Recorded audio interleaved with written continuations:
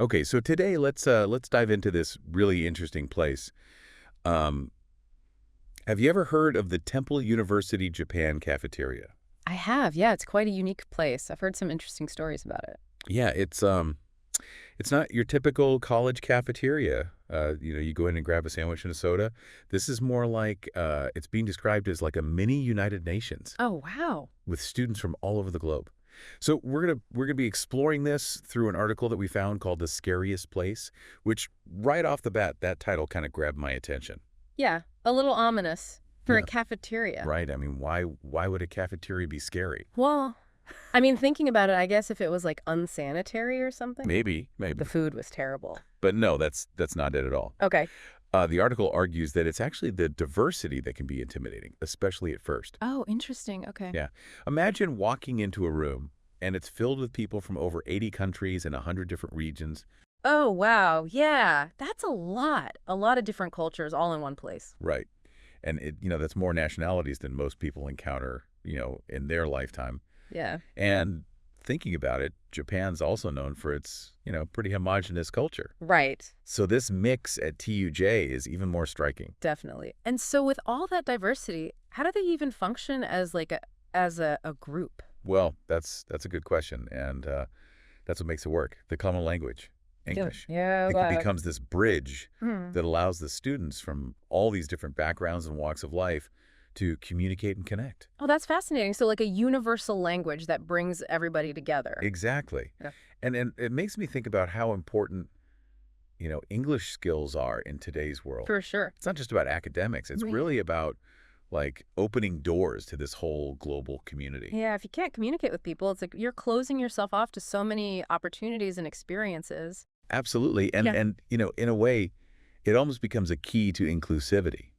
Okay. You're fostering this sense of equity where everyone has a voice, Yeah. regardless of their background. Yeah, everyone's on an even playing field. Exactly. Yeah. Now, the article does point out that even though this is, an incredible environment, it can also be unsettling for some newcomers Right. I can see that. because it's like you're stepping outside your comfort zone in a really big way. Sure. So what do you think contributes to that feeling? I mean, I think it's that unfamiliarity. Okay. You're kind of confronted with different customs, different values, even ways of thinking are going to be Oh, different. for sure. Yeah. And it forces us to be more adaptable, more aware of our own biases, Right. And sometimes those biases, we don't even realize we have them until we're faced with something that challenges them. Exactly. And, there's that saying, the only constant is change. Hmm. And in a place as diverse as TUJ, that change is happening right in front of you. Constantly. So you have to be ready to kind of, roll with the punches. Yeah. Yeah. You have to embrace that change. And the article really emphasizes that. Okay. You need to be proactive. You need to approach those differences with a real curiosity and a willingness to learn, to Mhm. actively listen, Mm. to ask questions, Right. and to challenge your own assumptions. It shouldn't be hard. Oh, it can be really hard Yeah. because sometimes you don't even realize that you have these assumptions until you're like, whoa. Yeah, it's like they're so ingrained in our thinking. Right. And it's almost like this cafeteria becomes a training ground Oh, interesting. Okay. for navigating a world that's becoming increasingly interconnected. Yeah, I can see that. It's like a microcosm of what we're seeing more and more on a global scale. Right. And it highlights the importance of skills like active listening Mm-hmm. and adaptability. Yeah, those are crucial, not just in a diverse setting like that, but anywhere, really. Yeah. Yeah. Any globalized environment. Now, one thing that the article mentions is that there's a common misconception, Okay. and that's that everyone at TUJ is wealthy and privileged. Oh, interesting. Okay.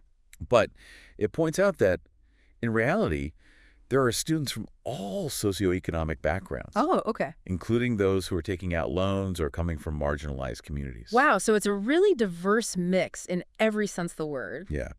And it adds another layer of depth to that whole diversity question, right? Right. It's not just about nationality or language, Hmm. but about different life experiences, Right. socioeconomic realities, Yeah, and perspectives that really enrich the entire community. that makes sense. And it challenges that traditional view of universities, right? Yeah. As being kind of exclusive spaces. Mm-hmm. TJ seems to be actively breaking down those barriers. Which is fantastic. Everyone deserves access to education and opportunity, regardless of their background. Exactly. And this whole idea of challenging norms and traditions really resonated with me Okay, how so? because the article implies that stepping into this diverse environment, Mhm. it's kind of like shedding labels and Mhm. connecting on a human level. I like that. So it's not about where you're from or what your background is. It's about recognizing our shared humanity.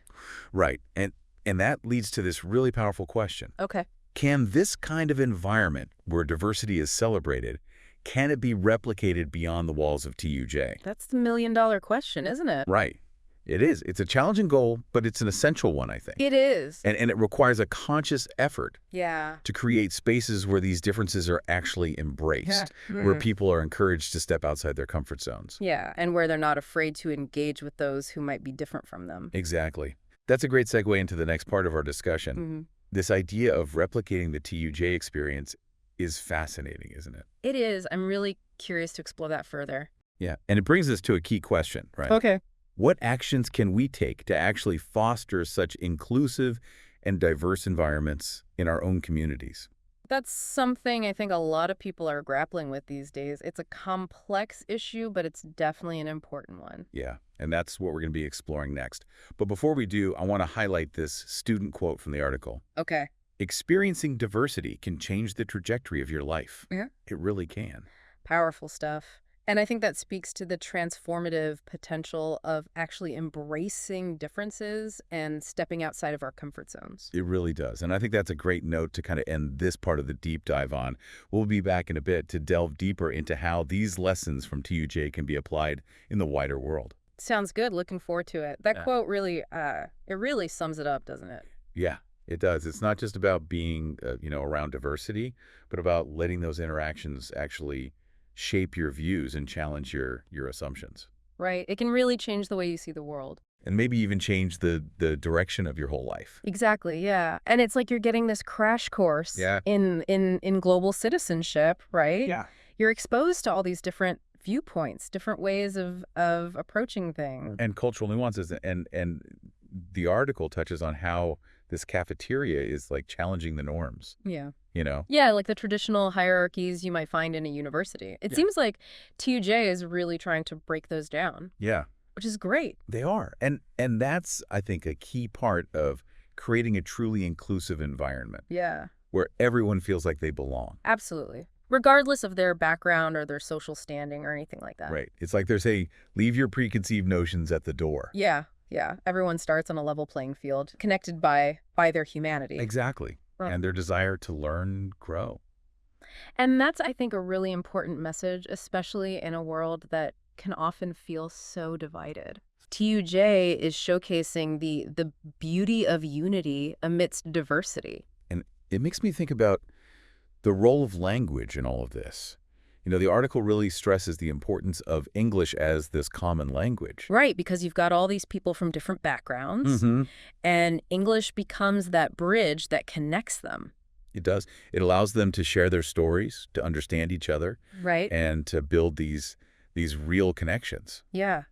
And it reminds us that learning a language, it's not just about, the grammar and vocabulary. Right. It's about being able to connect with people from all over the world. It's about communication and understanding. Exactly. Right. It's about breaking down those barriers and building a more united world. Now, the article does mention, as enriching as this environment is, it can also be challenging Yeah, I can imagine. because it forces people to confront their biases and their assumptions. Right, to step outside of their comfort zones. Yeah. And that can be uncomfortable. It can, but it's also where the real growth happens. It is.